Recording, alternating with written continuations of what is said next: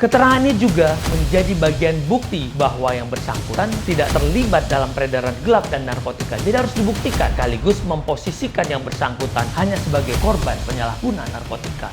Jangankan mencicipi narkoba, untuk mendekatinya saja tidak boleh dilakukan.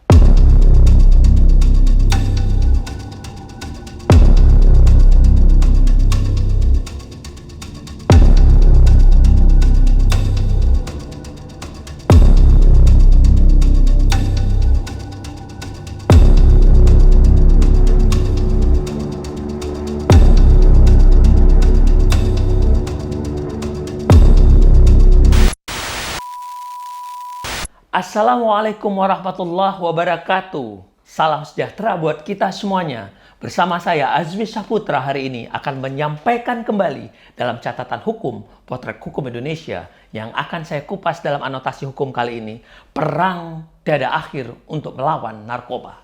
Rekan-rekan sekalian, dengan tertangkapnya artis Nia Ramadhani dan suaminya beberapa hari lalu menunjukkan bahwa siapapun dapat terkena dengan berbagai modus dan rayuan para jaringan penjual narkoba.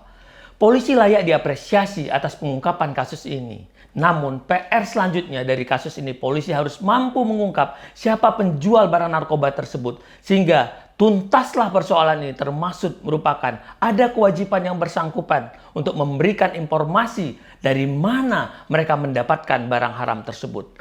Rekan-rekan sekalian, perang melawan narkoba ini adalah perang yang tidak akan pernah berakhir.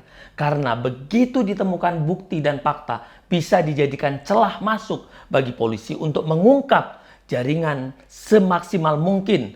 Kejar sampai tuntas jaringannya hingga bisa diputus mata rantainya. Karena yang dilakukan oleh jaringan bisnis ini sangat merugikan, merusak kemanusiaan, merusak kesehatan, generasi menjadi lemah dan berdampak tidak baik bagi siapapun. Keterangan ini juga menjadi bagian bukti bahwa yang bersangkutan tidak terlibat dalam peredaran gelap dan narkotika. Jadi harus dibuktikan, sekaligus memposisikan yang bersangkutan hanya sebagai korban penyalahguna narkotika. Jadi harus diungkap dari mana dapatnya. Nah, harusnya polisi memprofiling pelaku dan pengguna sejak kapan dia memakai. Demikian juga pengedarnya. Rekam jejaknya harus diselidiki dan tidak mudah begitu saja menyatakan untuk langsung direhab. Jadi harus tahu jaringan ini bagaimana. Rekan-rekan, dari kasus ini maka perlu sikap mendorong pemerintah, setiap warga negara, setiap individu, terutama generasi muda, harus bisa bersatu untuk terus perang melawan narkoba yang merupakan musuh kita bersama. Melawan narkoba yang skema peredarannya dikendalikan oleh orang-orang yang sejatinya tidak disangka-sangka menjadi musuh bersama. Jadi kadang kita tidak tahu siapa kawan dan musuh dalam bisnis narkoba ini. Ya, alasannya hanya satu, karena perekonomian yang melipat gandakan uang dalam perputaran bisnis yang tertinggi, serta jumlah penduduk yang begitu besar menjadi salah satu faktor membuat Indonesia menjadi sasaran empuk para pengedar narkoba ini. Rekan-rekan, karenanya ke depan perlu skema inovatif untuk menghadapi perang narkoba ini.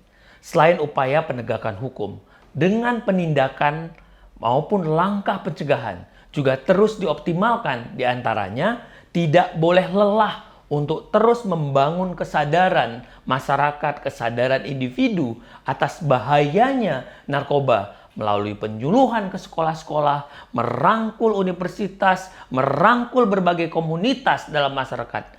Jangankan mencicipi narkoba, untuk mendekatinya saja tidak boleh dilakukan. Ini adalah pesan yang penting kepada setiap individu. Demikianlah kajian singkat saya terkait tentang perang tiada akhir untuk melawan narkoba. Ayo semua bersinergis bersatu dalam barisan untuk memperbaiki keadaan, menemukan kebenaran, dan maju ke depan meluruskan guna membangun bangsa. Karena membangun sistem sama artinya dengan membangun masa depan. Saya Azmi Saputra, sampai jumpa pada anotasi hukum selanjutnya.